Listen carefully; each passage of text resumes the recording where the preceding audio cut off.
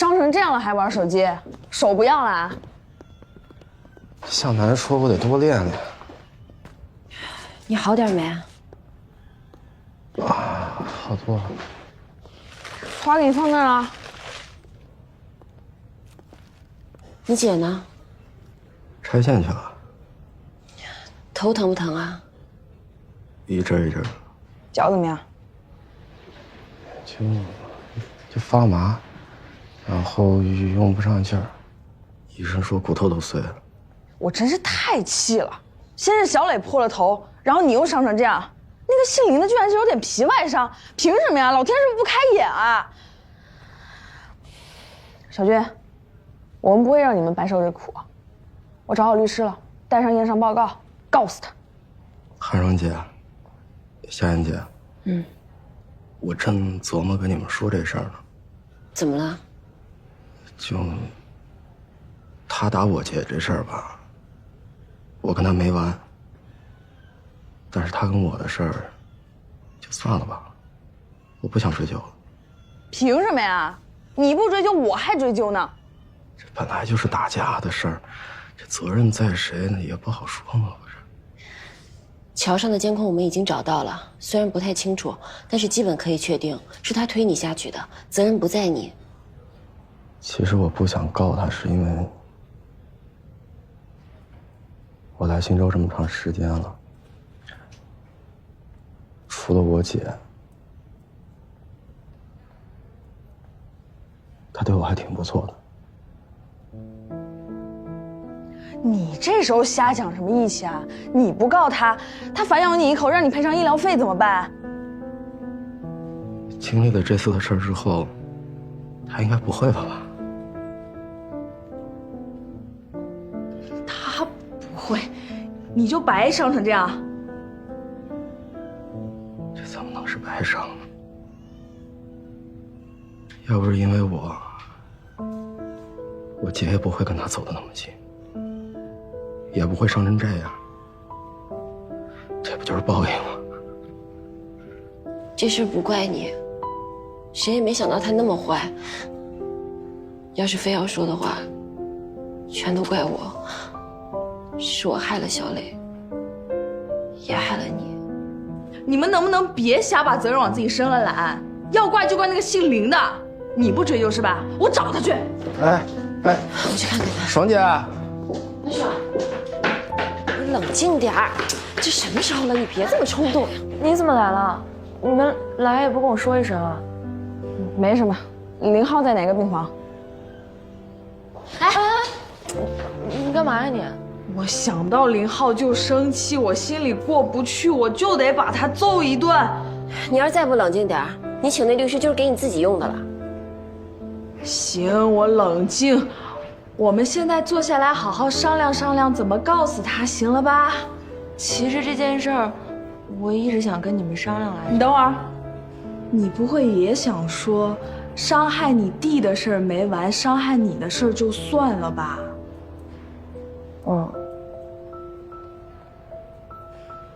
你们姐弟俩真行。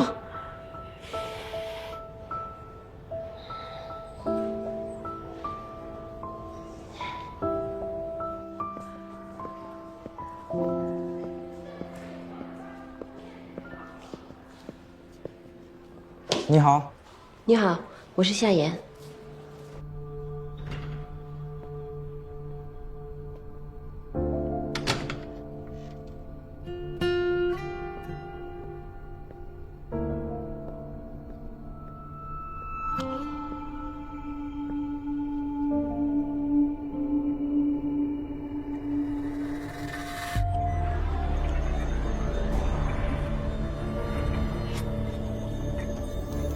你怎么来了？我来看小军，顺便……小军，你告诉他，我一定要告他，他把我伤成这样，我一定要告死他。大桥上的监控我们已经找到了，是你推小军下去的。我推他那也是正当防卫。你应该好好看看正当防卫的定义。录像可以证明，小军已经停止动手打你了，你却还想置他于死地，这根本就不是正当防卫。你还把他姐姐打成重伤，而且还准备潜逃出国。你觉得法官会偏向谁？小磊，他现在怎么样了？你是真关心他，还是担心他死了你也活不成？我没想要伤害他。他那么爱你，你怎么忍心那样对他？你就是来骂我的吗？夏野，这一切都是你的错。要不是你勾搭上那个许晨毅，他的老相好就不会回来报复，小磊就不会受伤，我也不会被关在这里。一切的罪魁祸首都是你。所以，你承认的是林薇在背后指使你。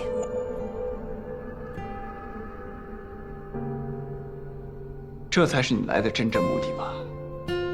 你根本不关心小磊，你只是想跟我做交易，洗脱自己的罪名。我告诉你，你这是白费心机。你说什么都好，我是不会替你作证的。就算我坐一辈子牢，我都不会。我不需要你作证。你跟林薇做了坏事，早晚都会露出马脚。现在你也跑不了了。我们早晚都会找到你的罪证，这个我一点都不担心。我来是想告诉你，你给小磊的钱已经转回到你账户了。小磊跟小军决定不再追究你了。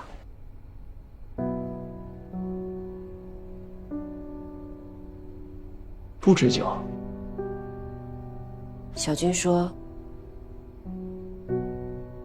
你以前帮了他很多。小磊也说，他只想记得你的好。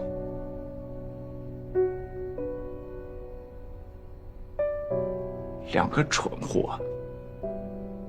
虽然他们不追究，但你还是会因为你的所作所为受到法律的制裁。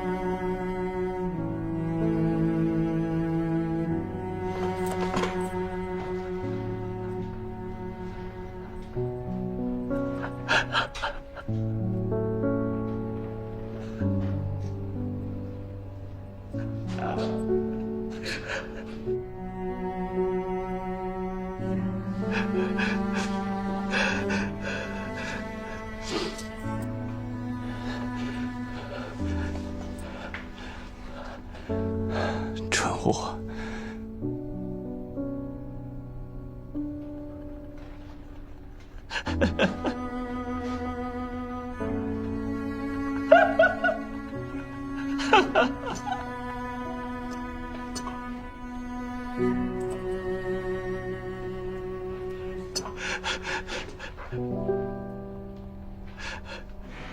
饿不饿呀？想吃水果吗？不想。这还疼吗？还行。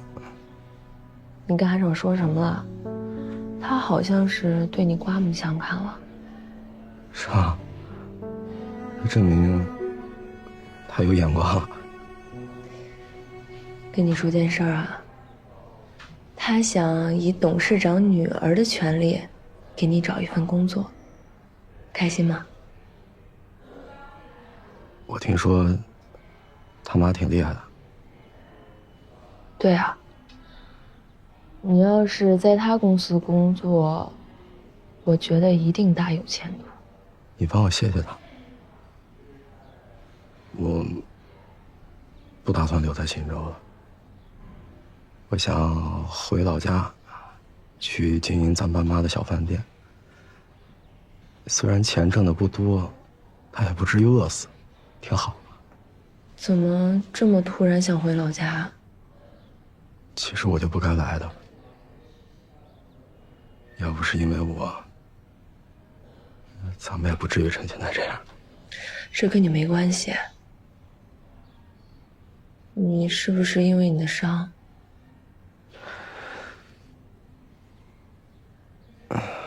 不是，其实这些天我想了挺多的。不是人人都适合留在大城市的，尤其是像我这样的，又没什么学历，还吃不了什么苦，回家过点安生日子挺好的。你不是一直想在大城市找个大公司工作吗？就算咱想了办法，进了大公司，不还得看人眼色吗？哪有自己当老板来的舒服？等回了家，跟咱爸妈一起经营着小饭店，娶个媳妇儿，生个娃，那娃就给咱爸妈带，不等也给他们找个事儿吗？多好啊！说到咱爸妈，你这受伤的事儿我还没跟他们说呢。幸亏你没说，要不然你想想，这得被他们闹成什么样？唉，他们早晚都得知道，还不是一样得闹啊。没事儿，等我好了，我自己告诉他们。哎，算了，还是我说吧，反正谁说都一样。反正最后都会怪到你头上，是这意思吧？没有。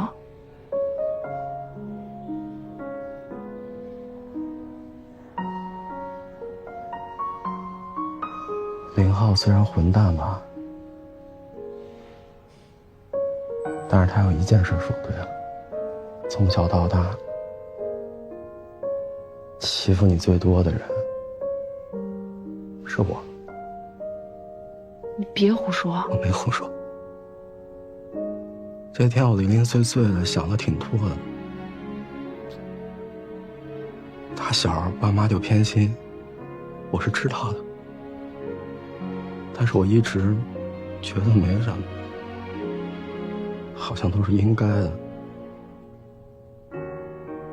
打小你就什么事都想着我。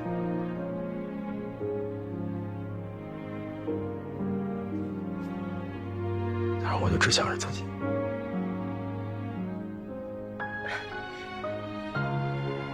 你那时候不是还小吗？是啊，我一直都觉得自己还小。可是我早该长大了。你放心，这次不管他们说什么，我扛着。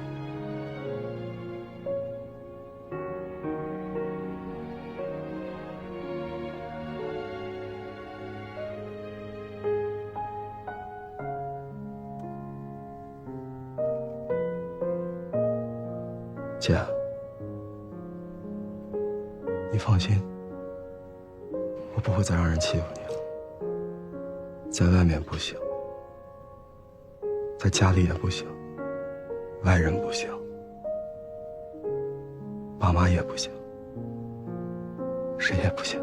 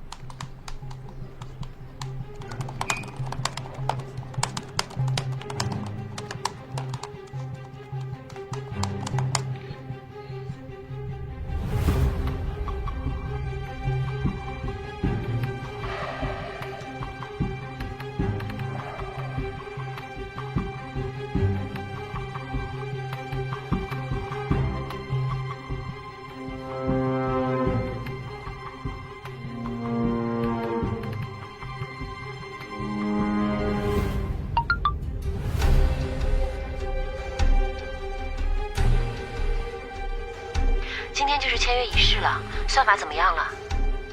新的版本已经完成了，要先跑一轮测试。等我有了结果之后，我就去见董事长。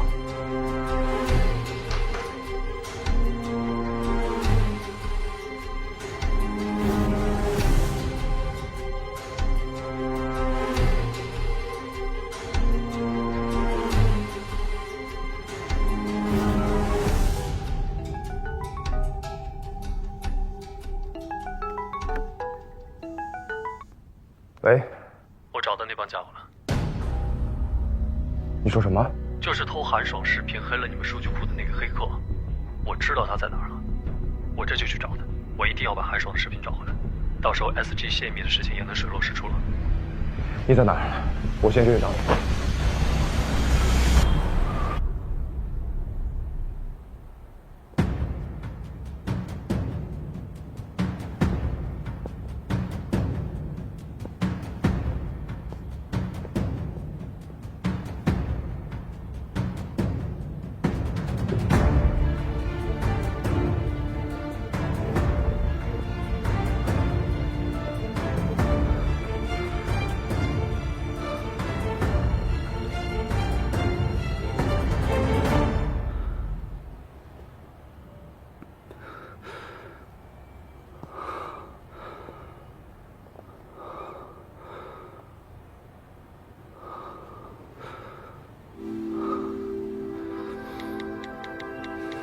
亲爱的，我去做我该做的事了。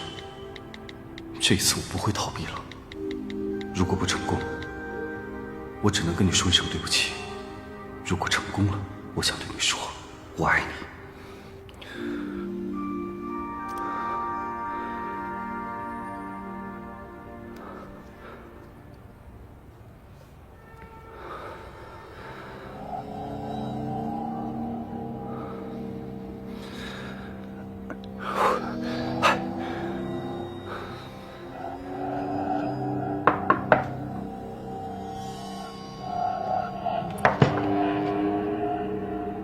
你找谁呀？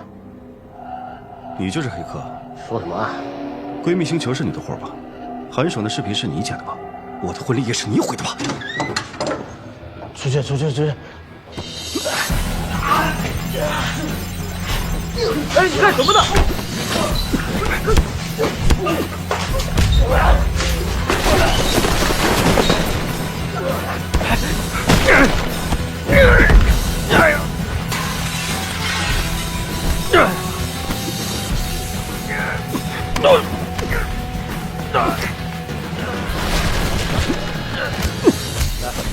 是110吗？这里有人打架。陈毅，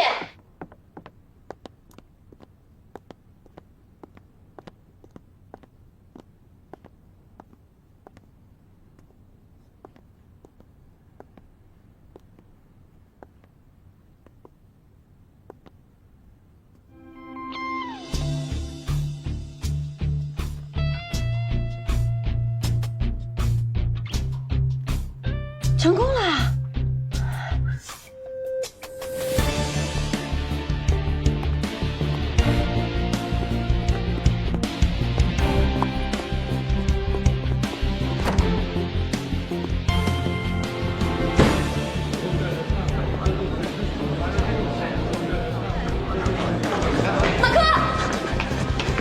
警察同志，你们搞错了，那两个才是黑客，而他是来抓黑客的。确实是马先生叫我们来的，在马先生来之前，我们有把所有的事情给搞清楚。我们把所有的事情调查清楚之后，我们会给你个圆满的交代。警察同志，我跟我朋友说2句话行吗？谢谢。来这干什么？原始视频我已经找到了，能还你一个清白。傻不傻呀？你就为了那个视频去打架？我马小克第1次结婚，他们就把我婚礼搞砸了。婚礼上让你受那么多委屈，是我对不起你。我不在乎那个视频。你不在乎，我在乎。听我说，你听我说。我卧室的窗台上养了一株绣球花，你帮我照顾好它。许成义，他们跟我说了，指使他们的是一个从美国回来的女人。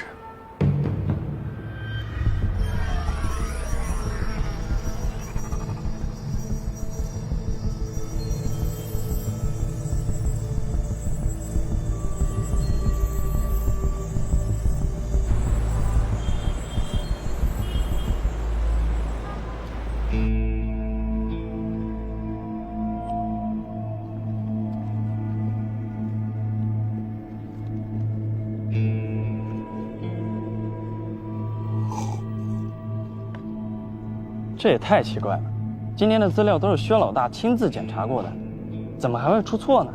你管他呢，反正也怪不到我们头上。夏言呢？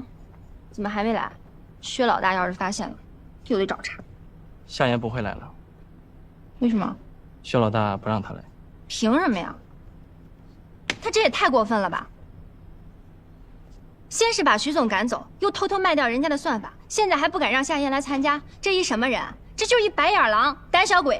别再瞎说了啊！狗腿子！你说什么？我没说什么，还说别人是胆小鬼，我看你才是，只敢在背后说别人坏话，这就是你的能耐。我背后说人坏话了吗？我说的是事实啊。夏言当主管的时候，你对他那么好，薛宁回来了，你马上就变脸，真没想到你是这样的人。好了好了，我是怎样的人啦？不管谁是领导，我都只是认真工作，完成交代给我的任务而已啊！我从来没有对任何人阿谀奉承，更没有拍过谁的马屁。我因为我的工作能力而得到赏识，这有什么好记恨的？我记恨你。可是你呢？你为什么那么喜欢夏言啊？还不是因为他从不责备你，总是给你擦屁股。你想夏言当老大，不就是想偷懒、想浑水摸鱼吗？当面就唯唯诺诺、装傻充愣，背后就刻薄挖苦、满肚子牢骚，这就是你的能耐。你胡说八道！我什么时候偷过懒？你想让我当面说是吧？好，黄美琪，你就是一狗腿子，两面三刀墙头草。当面说我算什么本事啊？你讲了薛老大那么多坏话，你也当着他的面说啊？你觉得我不敢当面说吗？我告诉你，我背后说什么，当面照样敢说什么。吵什么呢？该干嘛干嘛去。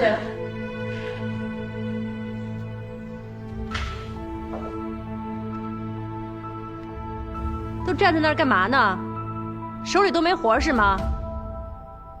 艾米，我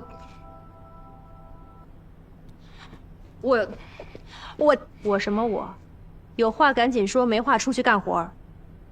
一个个都学会偷懒了，这都跟谁学的？谁把运营部搞成这个样子的？你别说了，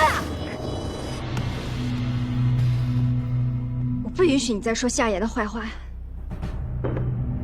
他被你害得还不够惨吗？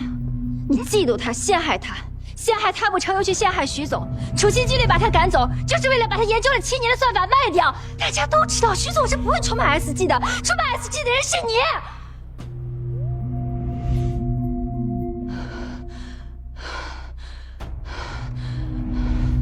说完了吗？我说完了还不走？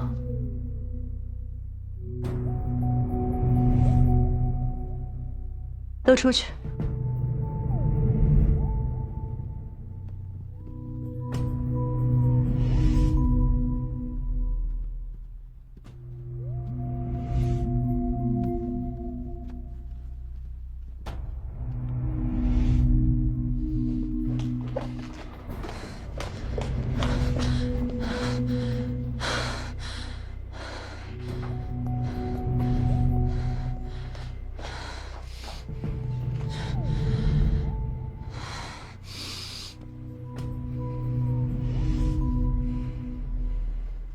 要不要去换身衣服啊？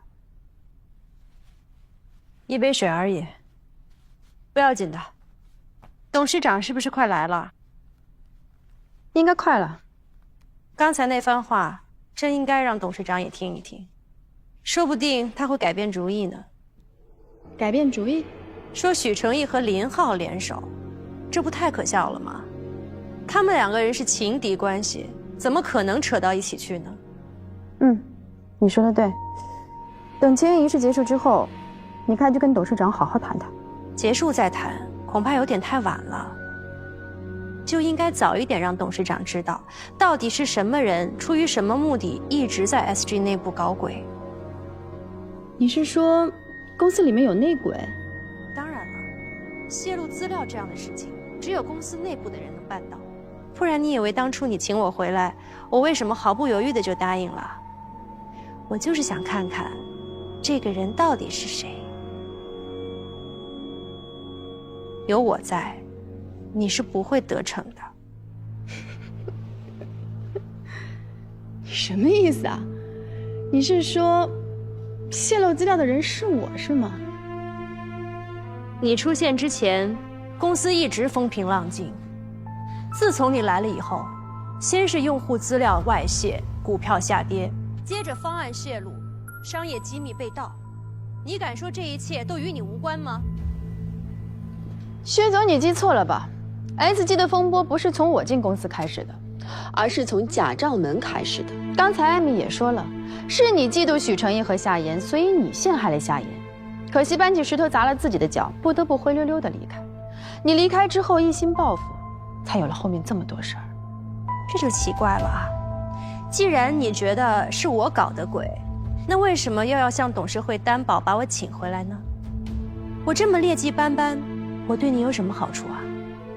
因为你到底是一时糊涂，还是说你根本就一早想好了要让我来替你背黑锅，所以才不惜动用人脉，也要保证我回到 SG 来当靶子？我在美国这么多年，国内哪有什么人脉？ SG 在美国上的市，股东大部分都在国外，就是因为你在美国，所以一切才显得那么顺理成章。你跟股东的关系，绝对不是表面上看起来那么简单。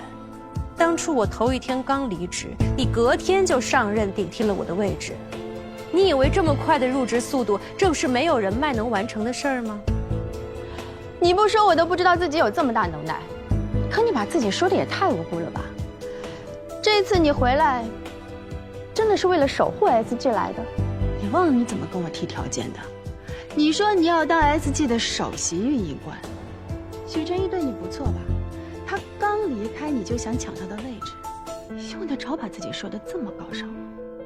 对你这种利益至上的人来说，我要是不谈条件，你是不会相信我的。你就别自欺欺人了。你一心往上爬，先是陷害了许成义，现在又想来针对我，这样有意思吗？到底是谁陷害了许成义？要用事实说话。你当时焦点访谈呢？你少跟我来这套，这里头包含了你跟几位股东的密切来往记录。真的是很巧，他们几个人都是主张要卖掉算法的人。我待会儿就要让董事长看看你在背后到底搞了多少小动作。你到处散播对算法的不利谣言，你希望 SG 赶紧以低价把算法卖出去，这样你好坐收渔利。可是许成义呢？他不甘心自己多年的辛勤研究就这样被低价贱卖掉了，再加上他有董事长的支持，所以才顶住了压力保出算法，让你不能如愿。于是你被逼无奈亲自下场，你泄露资料，制造丑闻，引发 SG 的危机，你闹得董事会内部人心惶惶，你又挤走许成义，促成这次签约。这种事情光靠臆想是不行的，你好歹像贾兆门事件一样设个圈套什么的。夏言呢？他不敢来吗？我没让他来。哦，你不敢让他来，是怕大家想起你卑劣的栽赃手段吧？你一边维护着许成义，一边又排斥夏言，这么做也是为了迷惑我吗？我之所以不让夏言接触任何实质性的工作，就是为了不给你任何机会可以在他身上做文章。你在保护夏言？那你为什么把庆应大学的教授请过来站台？难道不是尽快把算法卖出去？当然不是。我之所以把2位教授请来，是因为他们参加了算法的底层搭建，他们能够证明算法的潜力和价值。只有这样才能让你无法轻易得逞。让教授来站台，提高算法的出售价格，不错。薛宁，我以为经过了贾兆门事件，你应该心里很清楚，你在许成义眼里根本没有什么价值，是可以随时被遗弃的。没想到，你还是这么执迷不悟。执迷不悟的人是你，是你不相信人与人之间除了利用，还有真正的感情。感情？你对许成义有感情，他对你有吗？他的眼里只有夏言，你怎么就这么傻？当年我认识许成义的时候，他的一心也只想着你。我也问过他同样的问题，去挂念一个背叛了自己的人，是不是有点傻？他告诉我说，我们之所以会珍惜感情，不是为了别人，而是因为我们知道自己的感情有多珍贵。你这一套就用来自我催眠吧。你刚刚说了这么多，说我布了这么大一个局，就是为了要让 SG 尽快把算法卖掉，这样做对我有什么好处？购买算法的公司一定跟你有关系。我劝你还是不要在这里丢人现眼了，谁会信你这种没有证据的胡言乱语？他们没有证据，我有。你怎么来了？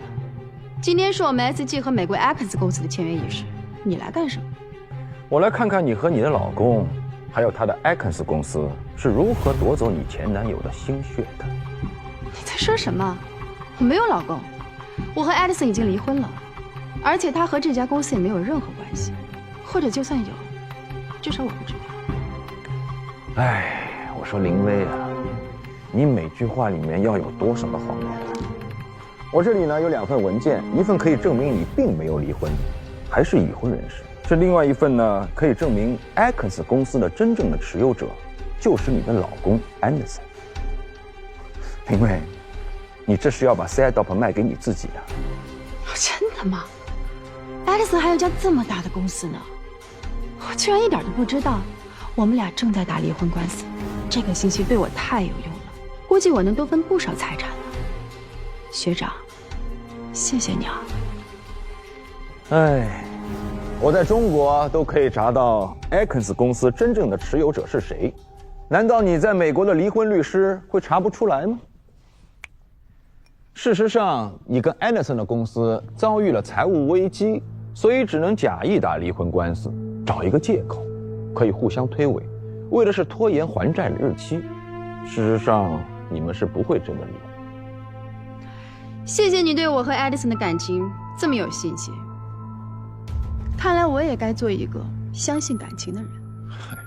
这些年你们的事业纠缠在一起，强行撕裂，2个人都会遭受重大的损失，所以只是计算而已，跟感情毫无关系。学长，我记得你曾经说过，人管好自己的事情就行。没想到你现在也喜欢说这些家长里短。我管的可不是你的家事，是你在进入 SG 之后的所作所为。既然你根本就没有打算过离婚，请问你为什么要回来？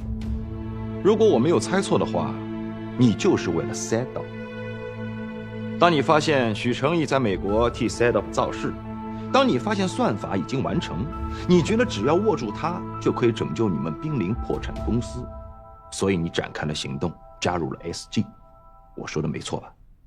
你想太多了吧？我的公司要破产了，所以我回国工作，给自己找条退路，有什么问题呢？别人不了解你，我还不了解你吗？你这个人呢，一心只想往上爬，不可能给自己有退路。你居然去了美国，就没想过要回来。你既然有了自己的公司，就不可能再去给别人打工。你不是一个愿赌服输的人，不可能屈尊降贵，更不愿意伏低做小。你口中的我，有雄心有抱负，我这么上进有什么错 ？OK， 有雄心当然没问题，但是有贪心就过分了。泄露 SG 客户资料的是不是你？做空 SG 股票的人是不是你？你这么说有证据吗？如果不是你做空了 SG 的股票，请问你们公司哪里来了那么大一笔钱？我的资金来源为什么要跟你汇报？先不说资金来源，我记得当时危机已经解除了，你完全可以收手回去做你的老板。如果这样的话，至少表面上看上去你还是很干净的，没有任何把柄握在别人手上。但是你没有，为什么？因为你太贪心了，你一心只想得到 SetUp。你说的这些我根本没有做过。没做过。这2份文件就是最好的证明。退一万步来说，就算我想得到算法，就是我贪心吗？你应该比谁都清楚，最初我也有参与算法的设计。那已经是7年前的事情了，当时你就已经退出了。不管退不退出，算法里都有我的想法，我的理念在。凭什么你接触过的东西，你就觉得永远的属于你呢？为什么不呢？许成义如果自己能够掌控也就罢了，可是他性格那么软弱，在 SG 这么大的公司里总是被人辖制，他迟早把控不住，要把算法交出去。现在不就是这样的情况吗？就算我不在， SG 也会把算法卖掉。与其卖给别人，为什么不交给我？没有人比我更理解算法的价值。所以你就千方百计的陷害许成义，把他赶走，把 SetUp 据为己有吗？我没有陷害成义，我可以告你诽谤。告我诽谤，证据在我的手上。你少跟我来这套。你可以把他们拿给董事长看，我也会去跟董事长解释。我跟艾德森确实没有办完离婚手续，可是我们已经分居了，跟离婚差不了多少，现在也没有任何联系，所以他和这家公司有没有联系，我也无从知道。如果董事长不信任我，大可以取消今天的签约仪式，重新找买家。就算 S 进出尔反尔的新闻让股票继续下跌，又有什么关系呢？反正你不是 SG 的股东，我也不是。只要董事长愿意为你的诬告买单，承担损失就可以了。现在请你出去，这里是我们的贵宾休息室，你要等董事长，外面等。我告诉你，林伟，不要这么盛气凌人的跟我说话。新洲市采莲路白领公寓501室，听着耳熟吗？没听说过。那你呢？这有什么意思啊？警察在那儿抓到2名黑客，那2名黑客就是入侵闺蜜星球数据库的人。我不管你们是谁主导了这件事，在警察查出真相之前，我希望你们自己去公安局自首。许成义，你怀疑我？你觉得是我陷害了你，我在打算法的主意吗？我现在还不确定。连严长军都相信我，知道是林薇在后面搞的鬼，为什么你在怀疑我？你应该是更了解我的。就是因为我了解你，你是那么的骄傲，本应该在离开 SG 之后就不再回来，但是你现在为什么会出现在这儿？除非你是别有企图。你说的太对了，我就是别有所图。我在得知有人要害你的时候，我企图帮你，我企图救你，我企图帮你守住最后一块阵地。你自己看看吧，这个证明不了什么。行了，你可以向董事长继续诡辩。董事长怎么决定取决于他的盘算，但是许成义不会再相信你，因为你伤害了他太多。真的是你？不是我。那你告诉我，那段时间你为什么不联系我？为什么打你电话你不接？你说过你不会原谅我的。如果我说我要帮你，你也一定会拒绝吧？你刚才也说了，我是个那么骄傲的人，我不希望我的所有努力在你看起来是在祈求原谅。既然我不需要得到你的感激，那我也就不用上你那儿邀功请赏。可是你为什么要帮我？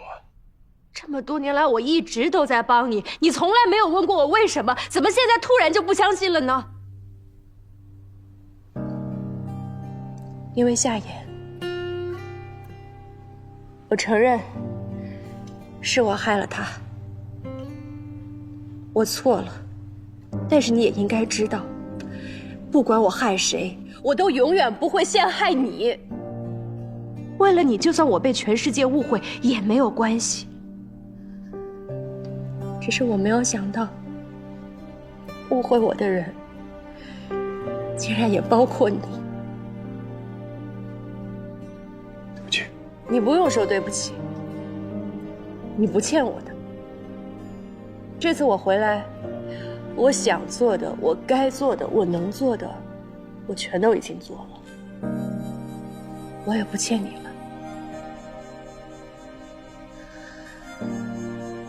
我不用继续留在这儿了。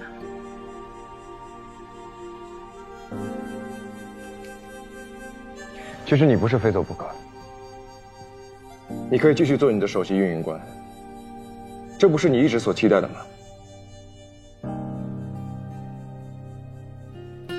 你真的觉得我在意的是职位吗？将功补过的任务已经完成了，在 SG， 我没有任何遗憾了。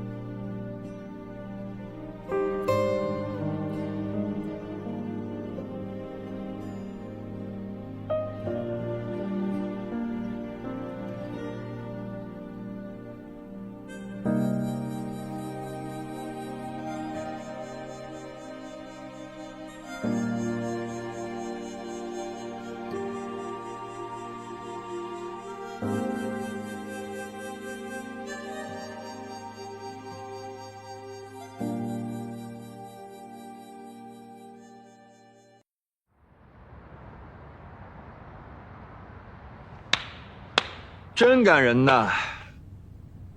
行了，许成义，言归正传吧。当年林薇要卖我的软件，你站在他这一边，他说什么你都信。今天，他要卖你的软件，他说什么你还信。这么多年过去了，你怎么一点长进都没有啊？我没有陷害他，那些黑客跟我没有任何关系。我希望我可以相信你，哪怕只有一丁点的可能性，我都不会去猜疑。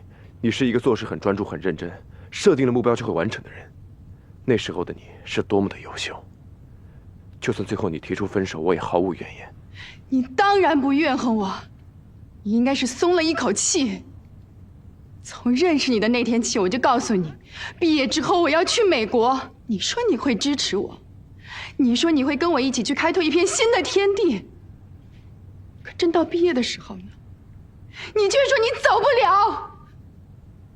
你说你要留下来研究你的算法。这是谁抛弃了谁？这是谁背叛了谁？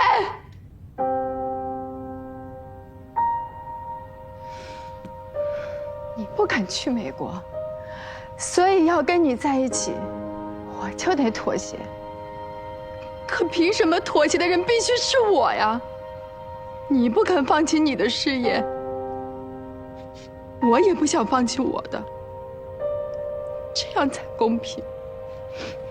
你心里比谁都清楚，这样下去我们迟早会分手。可你就是不肯说。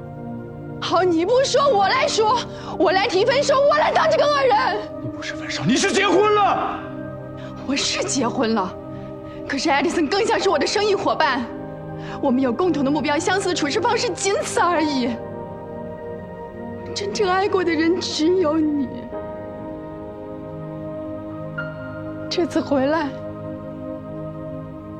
我真的想跟你重新开始。可你呢？第一天就对我不理不睬，第二天就告诉我你跟新女友的感情有多么的好。你知道我有多伤心吗？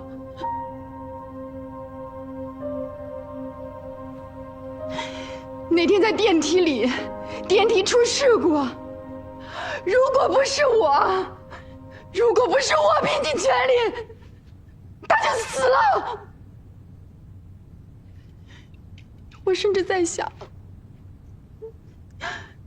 如果他不在了，你是不是就不会变成今天这样？可我还是要去救他，我忍不住。我知道他对你来说有多重要，哪怕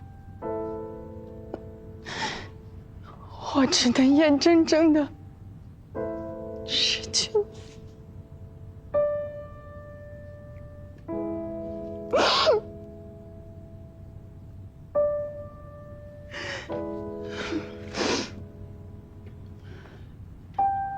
我每天看着你们亲亲爱爱的在一起，就算我再难过，我也不能表现出来，因为只想让你幸福。别在这假装深情了。那你为什么要在韩爽的婚礼上放那段视频？什么视频？你别装了，视频就是你放的。我根本不知道你在说什么。好，那我给你理理清楚。你在韩爽婚礼上放视频的事情，本来做得天衣无缝，但是你太沉不住气了，事后亲自出马，去韩爽面前诬陷我，说视频是我泄露的。那时候我就已经怀疑你了。那件事情表面上看起来是在针对韩爽跟马克，但实际上是在针对我跟许成业。你表面上祝福我们，却在暗地里搞破坏。你希望我怀疑许成业，希望我和他像韩爽跟马克一样一拍两散。你在电梯里救过我，我很感激你。但我向来是个恩怨分明的人，我欠你的我会还，但是你害我的、害我闺蜜的、害我男朋友的，我会一样不少的讨回来。漂亮，这没你的事儿。哦。所以你打算怎么办呢？也去董事长那里告我的状吗？公司上上下下都知道我救过你，你现在却反咬我一口，到时候声名扫地的，是你还是我？你跟我的前男友好了，毫不计较，在公司处处维护着你，顶住压力不开除你，你却因为嫉妒我和许成义的过往，这样来陷害我。丁薇，我到今天才真正的认识你。你这么说，我好心痛啊！看来我们缘分真的尽了，就算我再舍不得，我也要学会放下。签约仪式结束之后，我还是回美国去吧，这样我们就再也不用看见彼此，勾起伤心事了。说起签约仪式，你不觉得奇怪吗？美国公司那边的人怎么还没有过来？他们不会来了，董事长已经让他们回去了。不可能！如果董事长取消这笔交易，董事会是不会放过他的。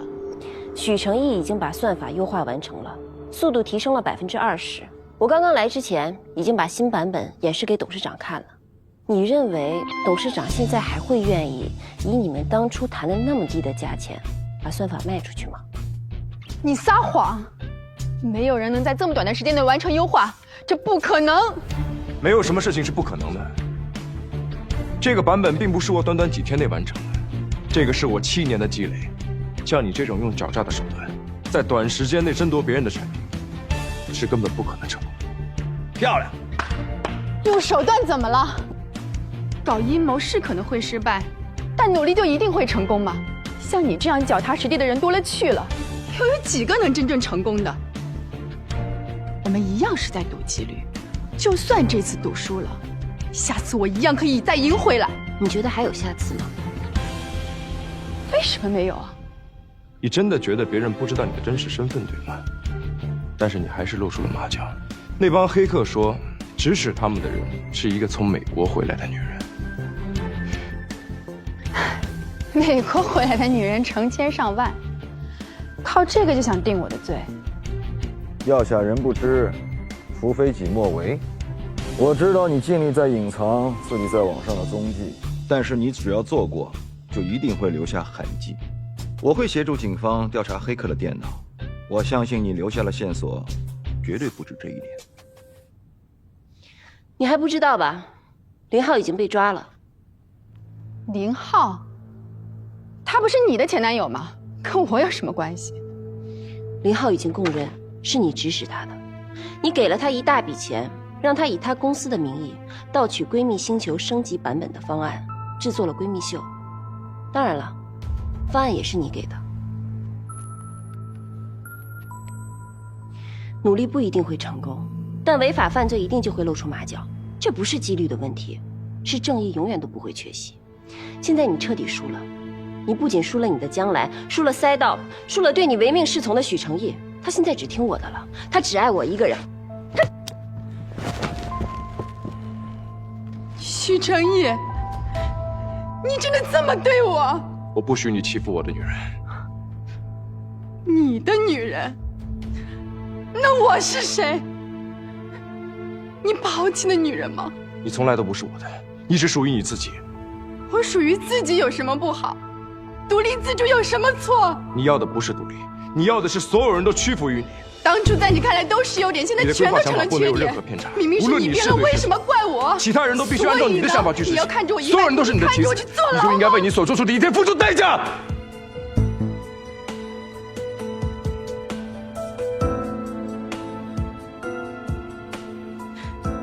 你真的想要我去坐牢？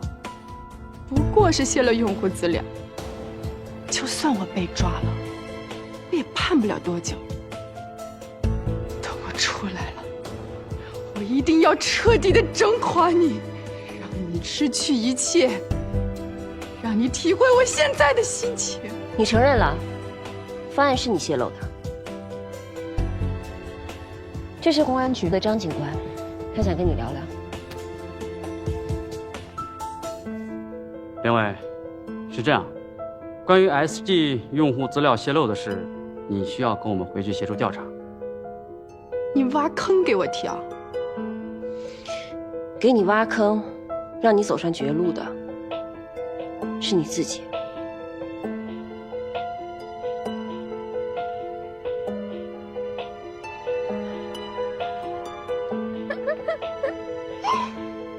走吧。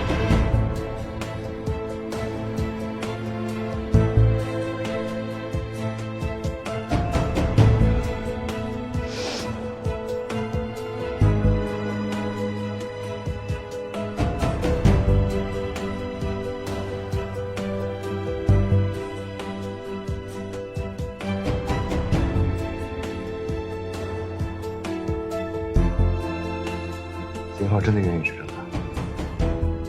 林浩的嘴很硬，什么都不肯说。不过现在黑客已经抓到了，凌威也露出了马脚，我相信真相很快就能水落石出了。那你刚才说什么？他输了你？我只是为了激怒他。你不是我的战利品，如果爱情不是相互的，不是平等的，就没有意义。那就好，刚才真是吓死我了。大戏终于落幕了，我也该走了。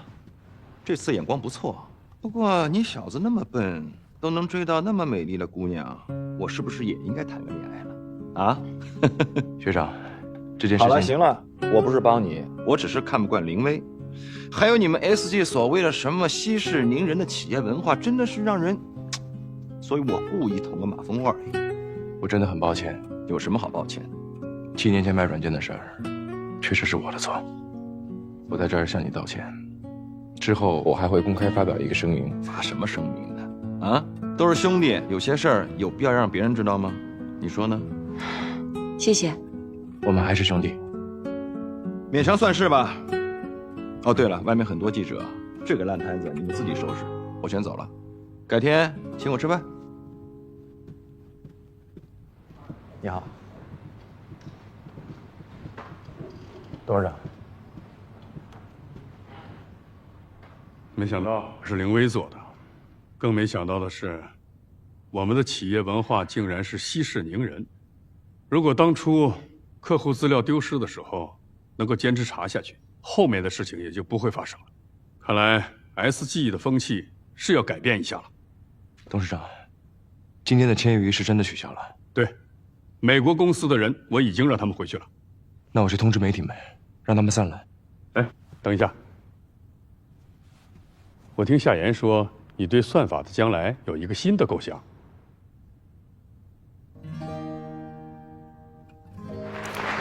大家好，我是许成义。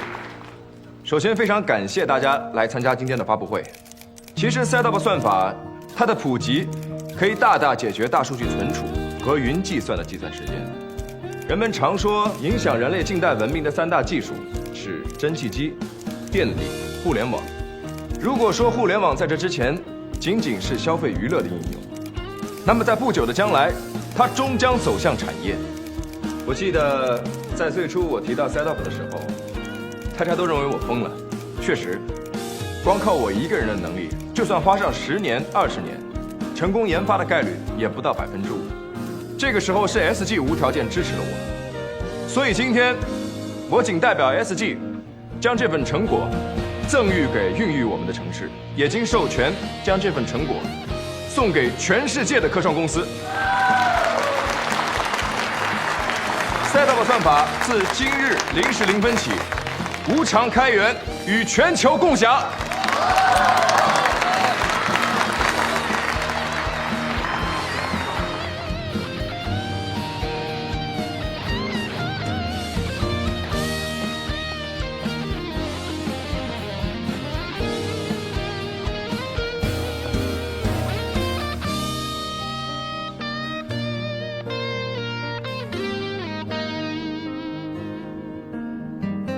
徐总好。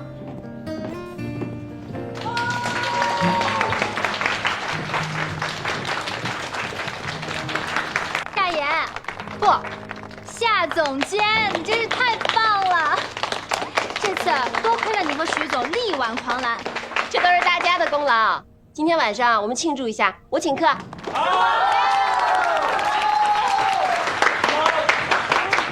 小琪，你的股票都解套了。终于松了口气。你看，哎，那天听到徐总说我们的算法要无偿开源的时候，我都吓死了，以为这下完了 ，SG 连最后一根救命稻草都没有了。不过现在一片利好啊！网络时代的逻辑思维跟过去不一样了。囤积居奇虽然能高价卖出，但也只是短期的收益。只有建立一个稳固的平台，开发共享，才能实现长期的发展。现在我也懂了。不过徐总真的是太厉害了，不光人长得帅，眼光也那么不一样，难怪薛老大一直那么敬佩他。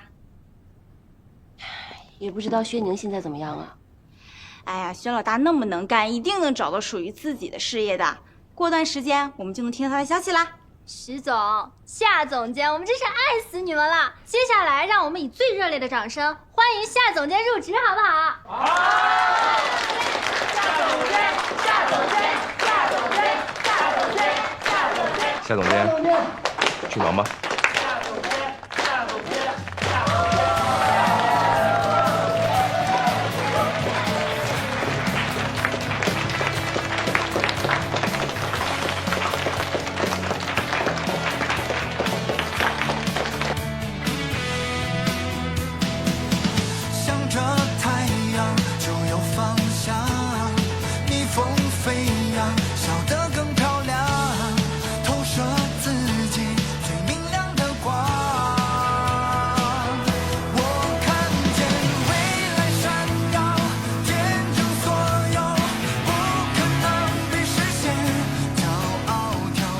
我们的闺蜜星球今天上线啦！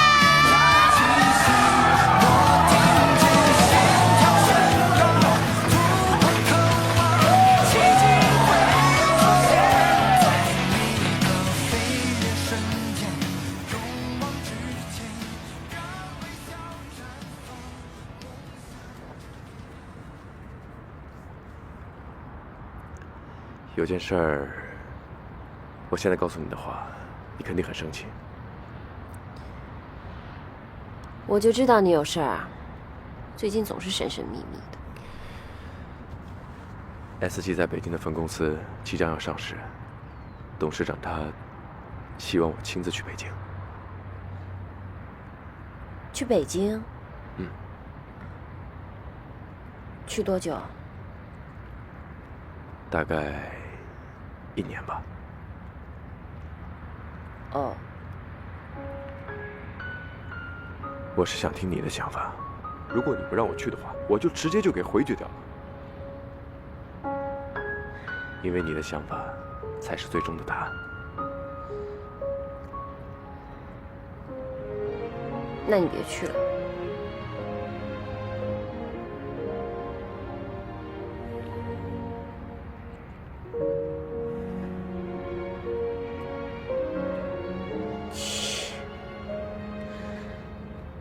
你要一开始就想拒绝，就不会过来问我了。我知道 ，SG 对你来说很重要，董事长对你又那么好，他既然开口了，怎么好意思拒绝呢？你就知道我会答应你，还跑过来装模作样的走个形式。我哪有走形式啊？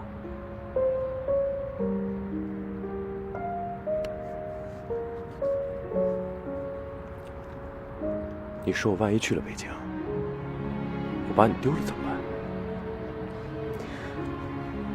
我还怕别的小姑娘把你给抢走了。你听没听过一个笑话？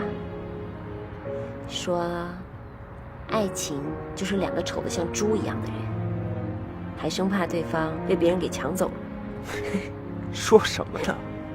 哪有我们这么好看的猪啊？而且。你还这么可爱，以后你就叫朱可爱。那你就叫朱晶英，简称朱晶。你才朱晶呢。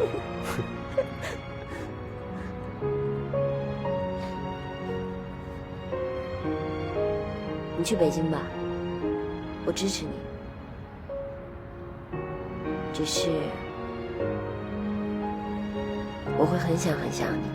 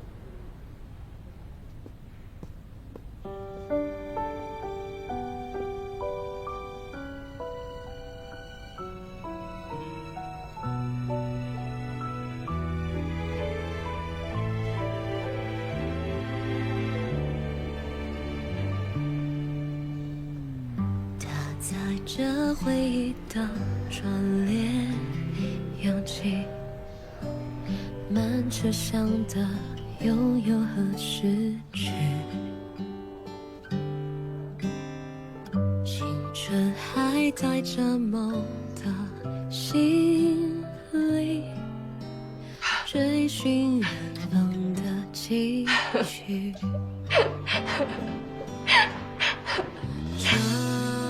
长大愈发，那些眼底的理想化，时间在偷偷变成魔法，可勇气怎么能落下？想给身边的你最美的情话，知道吗？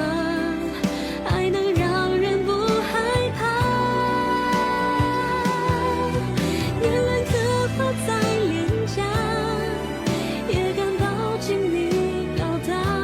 早上我看到一个背吉他的人，和你很像。虽然我知道那不会是你，但是仍旧开心了一整天。你现在在哪儿？看到野百合了吗？还记不记得我有一个没有完成的心愿？我现在喜欢上了爬山，明天休息。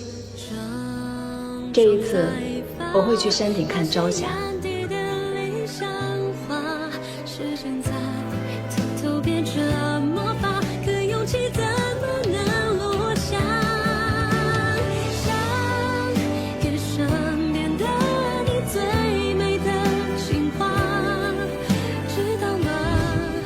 谢谢你。客气。你知道信天翁的故事吗？90%的时候，他们都单独的在海上漂泊，但他们却记得他们的家，记得很少聚首的伴侣。最终，他们会回到彼此的身边。你曾经告诉我，你喜欢爬山，是因为山一直在。当时我不能完全体会，但后来渐渐懂了。你因害怕牵挂而将自己流放，但在这流因不定的自我放逐中，你也渴望着坚定不移的东西。如果我们的生命能像岩石般恒久，如果我们的一生没有那么多的变幻无常，如果我没有办法让这些如果成真，但我能告诉我也会一直在。就像延绵不断的山峦，哪怕你不会回望，就算我不能为你守护，我也会一直在，就在这里等你回来。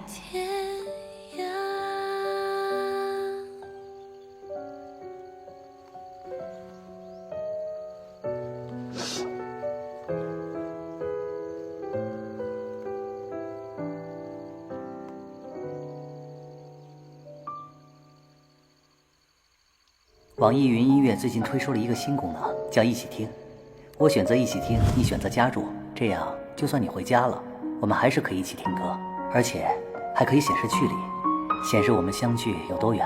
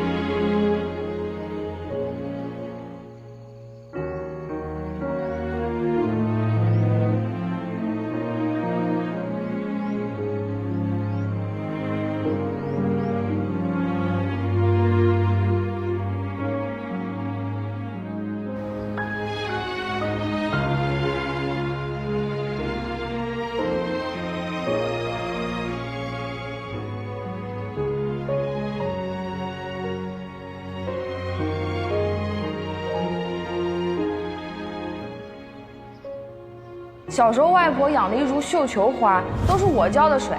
它一开始就这么大，然后变这么大，最后越长越大，越长越大，花盆都放不下了，就种到院子里了。你都能养得活，那绣球一定很好养。我下次也要试试。你不许养，你这不叫养花，叫谋杀。那我试着不把它养死不就行了吗？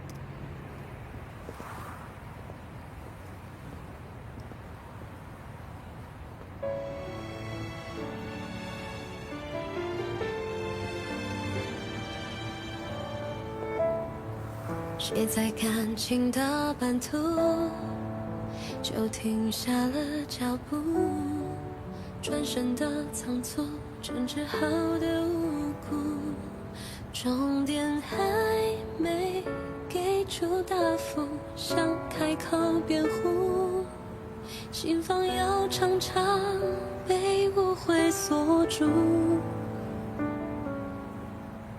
假装不在乎，却败给孤独。我们还要再走多少的弯路？说好的以后，怎么能走天？你这是要干什么？我今天是不是很漂亮啊？漂亮？你不是还漂亮？那你要不要再娶我一次？这么突然啊？我这次是真的没洗澡，着急吗？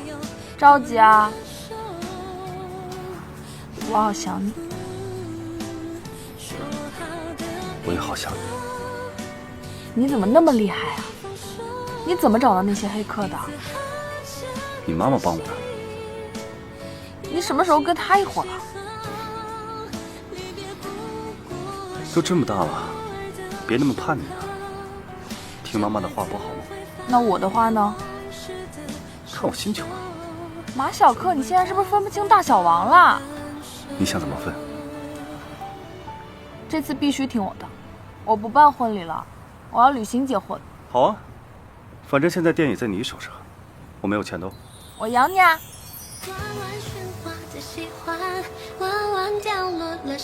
养得起来。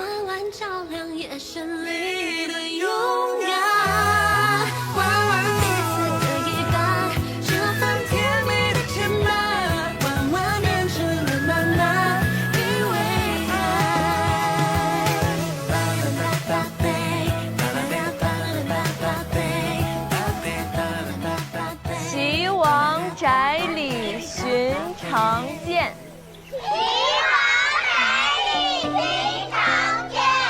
推酒堂前几度闻。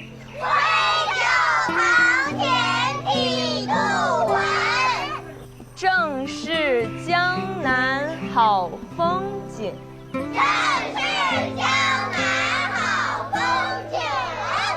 落花时节又逢君。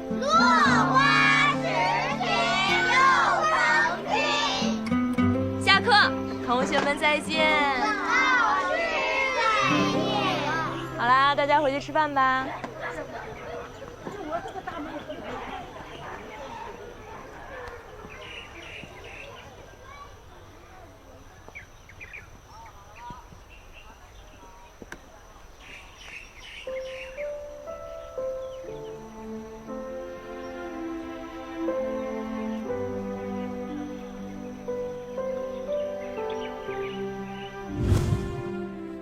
那你一定把这个留下。小，拂晓，天明，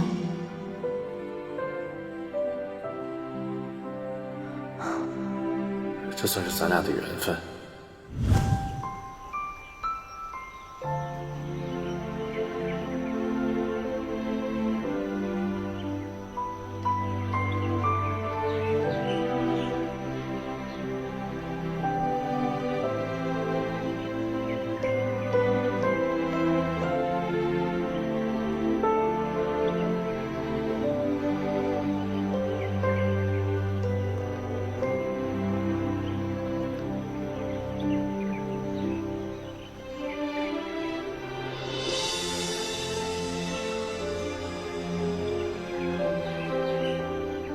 我是来请你看展览的，变迁中不变的东西。为了表达诚意，我今天也带了一样一直没有变的东西，那就是我对你的心意。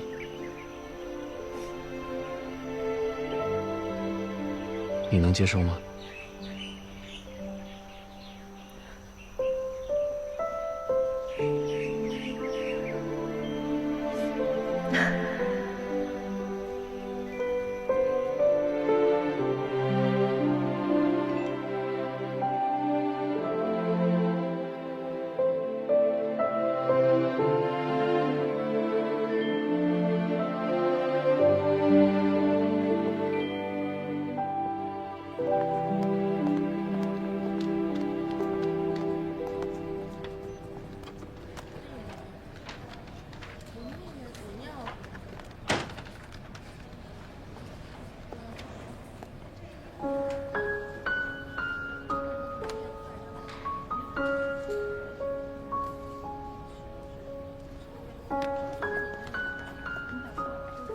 喂，刚刚怎么没有接我电话呀？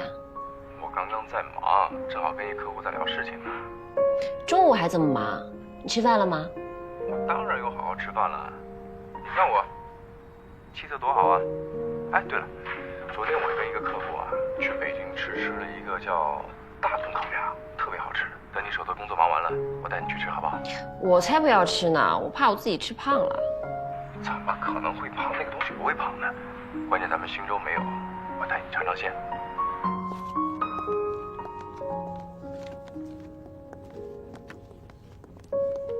这是我想你时的表情，这是我想到你时的表情。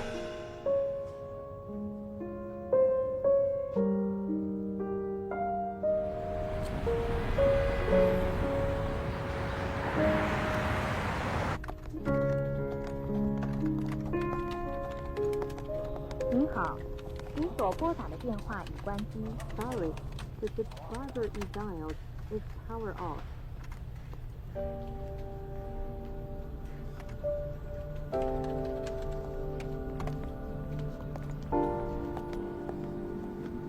您好，您所拨打的电话已关机。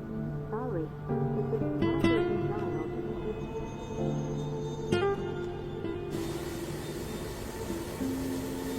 is 什么东西糊了？啊，我去，哎呀，我救。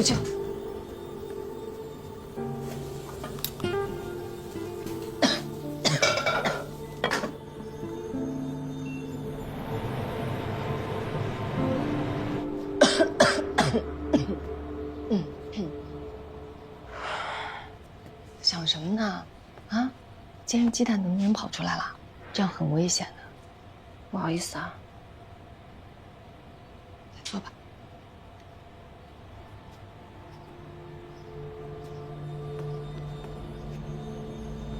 许成义还没有消息吗？已经快1个星期了。他走的时候到底怎么跟你说的？他跟我说他去山里做调研，可能没信号，让我别担心。去山里做什么调研？好像是跟武器信号有关吧。我当时太忙了，也没具体问。先想办法联系到他，问清楚了再说。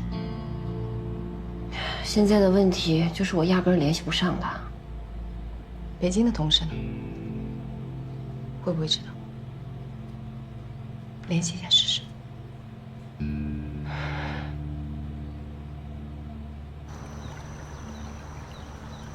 这个许成义太过分了！要不现在行动不便，我早弄死他了。哎，你快坐一会儿吧，别动了胎气。没事儿，这玩意儿随我，脾气冲着呢，是不是啊？你慢点儿。踢我！哎，我说正事儿呢，我就没想到那个许成义居然跟林浩一样，去了北京就变心。现在下结论，为时过早了吧？早什么早？夏言那些同事都说了，没有这项目。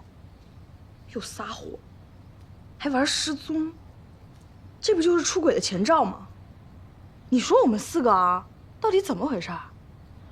被出轨，被分手，被抛弃，还离婚，少说两句。我不，好不容易要尘埃落定了，以为可以修成正果，看起来最痴情的许成义居然又来这么一出。以前他这么戏弄我就算了，现在居然敢这么对我闺蜜，他死定了。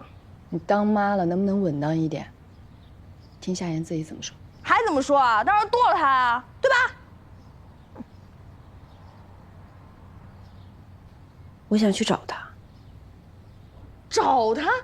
你还去找他？他这么对你，你还找他？让夏言自己做决定。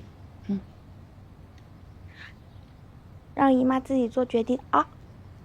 好的。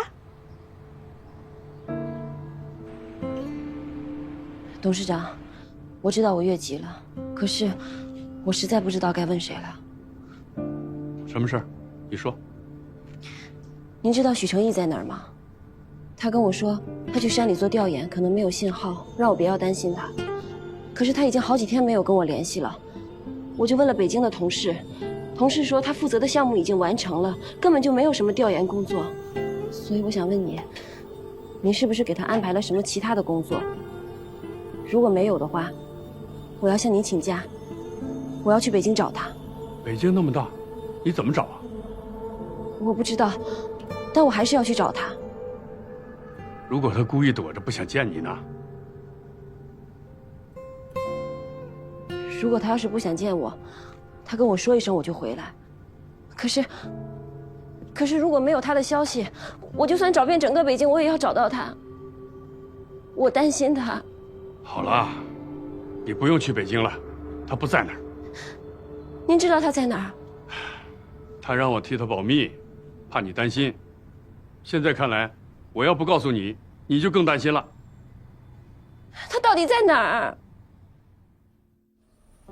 这段时间他在治疗眼睛，现在正在康复疗养，你去找他吧。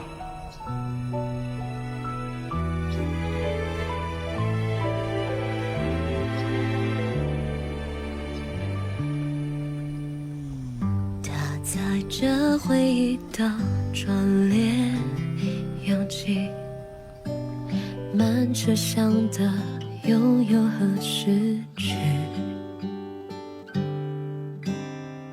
青春还在这梦的心里，追寻远方的期许。